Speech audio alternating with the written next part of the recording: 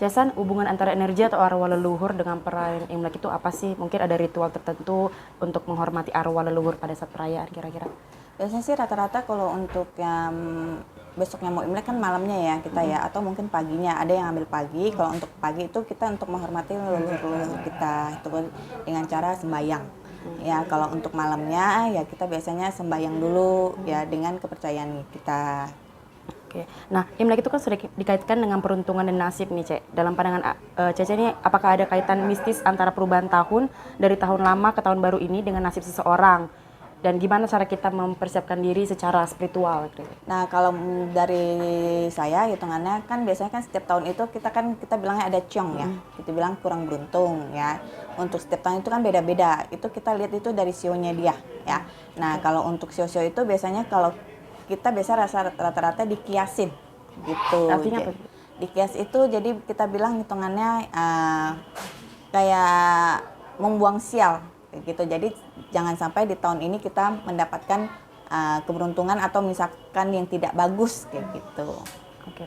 Nah, kira-kira sio-sio di ular tahun kayu ini yang mendapatkan keberuntungan atau kesialan tuh apa? Mungkin ada tips dari... Kalau untuk yang kurang bagus di tahun ini ya dari hitungan cesan kan setiap hitungan orang kan beda-beda ya, atau mungkin dari suhu-suhu atau guru-guru yang lain. Tapi kalau dari saya itu yang dapat tahun kurang beruntung di tahun ini itu adalah siau ular ya, itu harus agak diperhatikan, siau babi ya, macan ya, dan juga untuk yang terakhir itu adalah kalau untuk yang terakhir itu adalah siau monyet.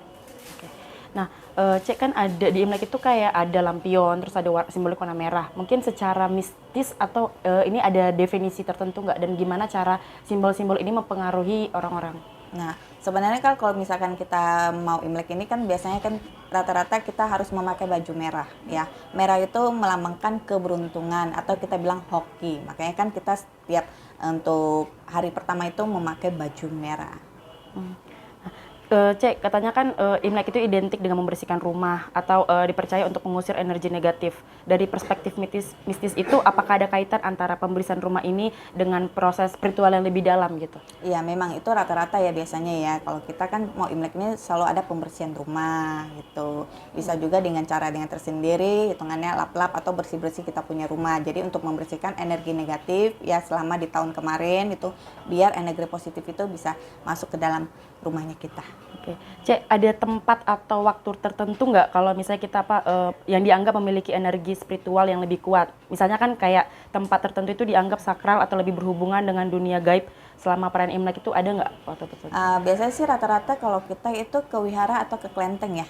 Ya rata-rata ya kalau misalkannya pas Imlek atau mungkin pas pergantian hari mau Imlek itu biasanya rata-rata kita sembahyang dulu.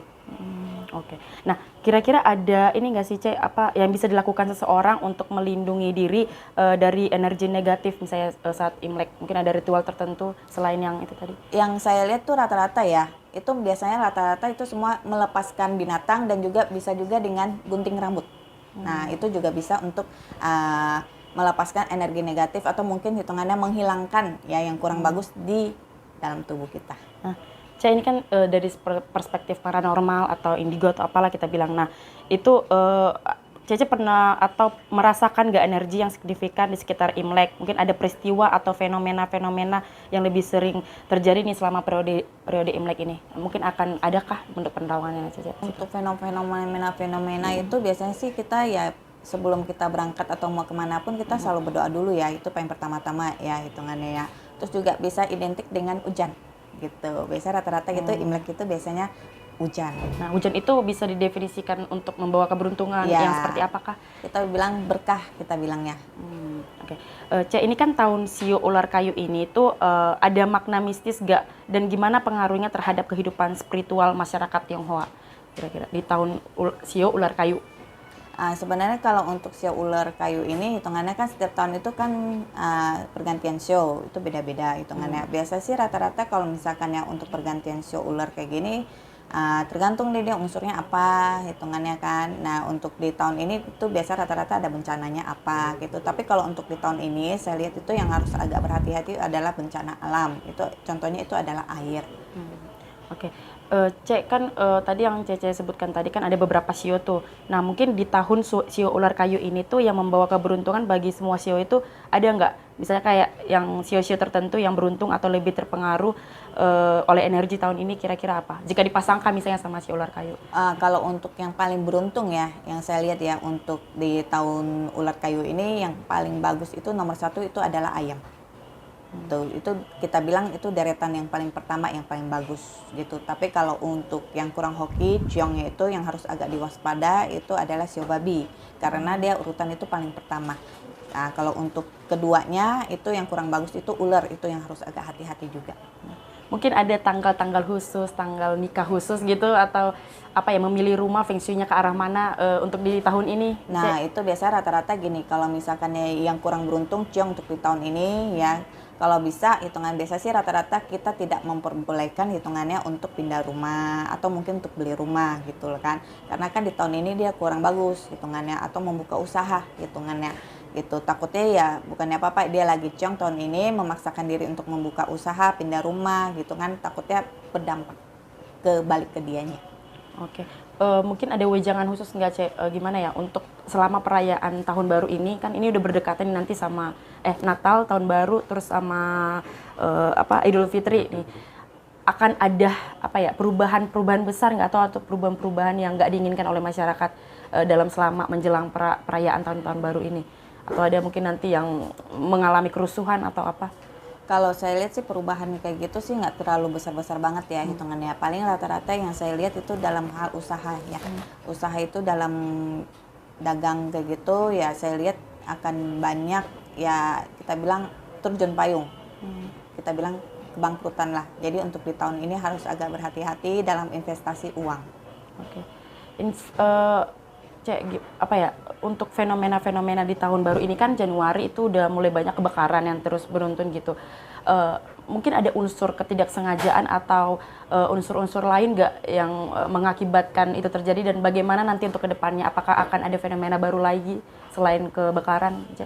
Kalau saya lihat untuk di tahun ini lebih harus berhati-hati itu adalah air ya. Air itu bisa dari banjir ya, air bandeng apa namanya air pasang ya hitungannya ya, itu yang harus agak hati-hati berangsur-angsur dengan longsor, itu yang harus diwaspada untuk di tahun ular kayu ini. Oke, kalau untuk kecelakaan mungkin ada penerawangan untuk kecelakaan? Kalau untuk kecelakaan saya lihat memang tetap setiap tahun itu ada hitungannya. Nah untuk kalau kecelakaan memang setiap tahun ini kita dirutini dengan kecelakaan yang secara tidak sengaja. Jadi ya sebelum berangkat ya kita berdoa dulu lah hitungannya kan biar di dalam perjalanan ini kita baik-baik aja. Oke. Nah, Cek kan untuk pemimpin kita sekarang yang baru ini kan udah dihadapkan dengan pengaruh-pengaruh misalnya untuk ngebahas ekonomi lah untuk ke masyarakat, apalagi kan masyarakat itu katanya banyak PHK, terus kemudian ada yang nggak kerja dan pengangguran dan lain-lain. Gimana prediksi Cece ini terhadap ekonomi negara kita ini, apakah semakin turun, merosot atau justru ini adalah sebuah tanda alam mungkin atau apa?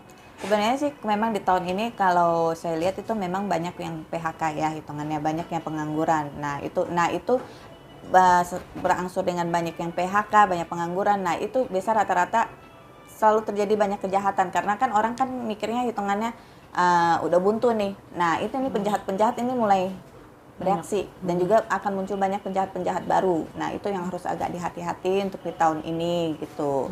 Harus agak lebih safety lah gitu. Cek, kan untuk judol dan pinjol gitu kan, maksudnya kan ada berita banyak kayak suaminya mengajak anak istrinya bunuh diri dan segala macam. Indonesia sudah melarat akan hal itu dan makin banyak berita-berita kayak gitu. Nih gimana penerawangan Cece ini terhadap pinjol-pinjol atau judol-judol nanti Indonesia ke depannya, apakah masih sama atau justru nanti akan ada yang menangani atau membantu untuk mengurangi kasus-kasus pinjol? Kalau untuk saya lihat untuk kasus-kasus ini untuk memang ada yang kayak semacam membantu ya hitungannya, tapi saya lihat itu nggak mungkin bisa karena kan ini makin lama makin parah itu dan juga akan lebih banyak lagi tuh orang-orang banyak yang bunuh diri kayak gitu pasti hitungannya ya, karena kan mereka kan kehilangan pekerjaannya dia dengan cara buntu hitungannya, dengan cara pinjaman. Nah itu yang bikin buntu semuanya rata-ratanya dia dengan cara itu banyak yang bunuh diri gitu. Oke, untuk wabah penyakit nih, Cek, mungkin kan yang perlu diwaspadai untuk masyarakat kita ini dari segi apa? Mungkin akan ada wabah yang sangat fenomenal nantinya seperti COVID atau apa? Kalau untuk wabah itu memang penyakit ada hitungan, tapi tidak harus terlalu diwaspadain banget lah hitungannya, karena kan tidak secara kayak brutal kayak COVID, enggak hitungannya. Jadi masih bisa ditanganin oleh dokter-dokter kita di Indonesia. Oke, Cek, sorry, Megatrust mungkin ada ini nggak, Cek? Prediksi nih seperti apanya? Nanti kan kayak Megatrust itu kayak gempa yang besar atau banjir bandang yang besar, yang sangat besar lah. Ada nggak nanti Indonesia atau dunia kita ini mengarah ke sana? Kalau untuk Megatrust untuk tahun ini masih belum ya hitungannya. Jadi buat teman-teman nggak usah takut, itu adanya Megatrans itu pasti hitungannya untuk gempa itu pasti ada, tapi untuk Megatrans itu ya itu tidak ada. Jadi teman-teman nggak usah takut lah, belum waktunya juga. Kalau prediksi tentang public figure atau ini ada nggak nanti yang akan terjerat, misalnya kayak kasus narkoba atau dia terjerat kasus KDRT yang nanti bakalan viral di tahun ini? Nah, kalau untuk di tahun ini memang ada ya hitungannya, itu artis ya cowok ya lumayan juga itu akan terjerat dengan kasus pencucian uang. Itu yang akan heboh untuk di tahun ini. Oke. Selain itu ada lagi misalnya yang kalau untuk yang kasus-kasus yang kayak pembunuhan ini nggak cuma public figure sih, lebih ke tokoh masyarakat. Nah, kan yang kayak baru-baru ini ada yang suami mutilasi istrinya dan lain-lain. Nah, gimana atau apa saran secara tips atau secara spiritual nih untuk ningkatin ini ya energi positif itu di tahun Shio Ular kali ini gimana sih, Cek? Nah, kalau untuk Shio tahun ular ini, jadi buat pesan-pesan ya buat rata-rata semuanya ya, karena kan memang ekonomi ini kita lagi down banget ya, lagi susah hitungannya ya. Jangan terlalu maruk. Kenapa saya bilang jangan terlalu maruk hitungannya ya? Nah, kalau misalkan ingin sesuatu barang ya atau apapun hitungannya, jangan melebihi dari kita punya kapasitas gaji atau mungkin uang masuk hitungannya. Ya, jadi kita harus pintar-pintar hitungannya untuk membeli barang atau mengkredit barang gitu. Kalau memang nggak mampu hitungannya jangan diambil gitu.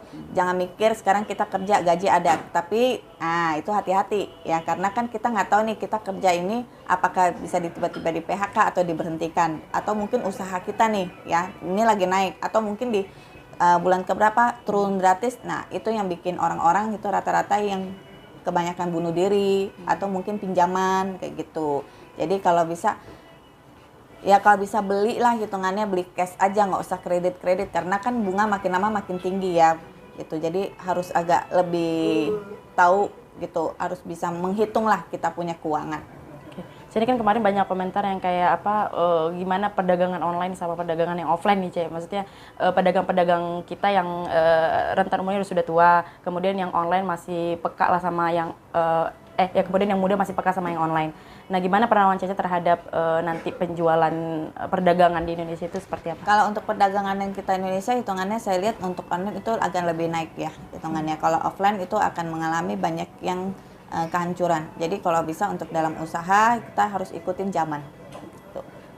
Oke. Berarti kemungkinan pengaruh online akan lebih cepat berkembang pesat. Iya, lebih cepat berkembang pesat untuk pedagang online. Nah, kalau untuk ini lagi untuk AI, teknologi AI dengan pekerja-pekerja yang misalnya di kantoran atau apa yang tidak membutuhkan AI. Kira-kira untuk kedepannya nih setelah dari 25 setelah ini AI ini akan terus berkembang atau justru akan mengakibatkan PHK nih untuk pekerja? Nah, itu kebanyakan rata-rata kan di tahun ini kita akan mengalami banyak PHK. Jadi saya lihat ya kebanyakan rata-rata udah tidak membutuhkan tenaga manusia.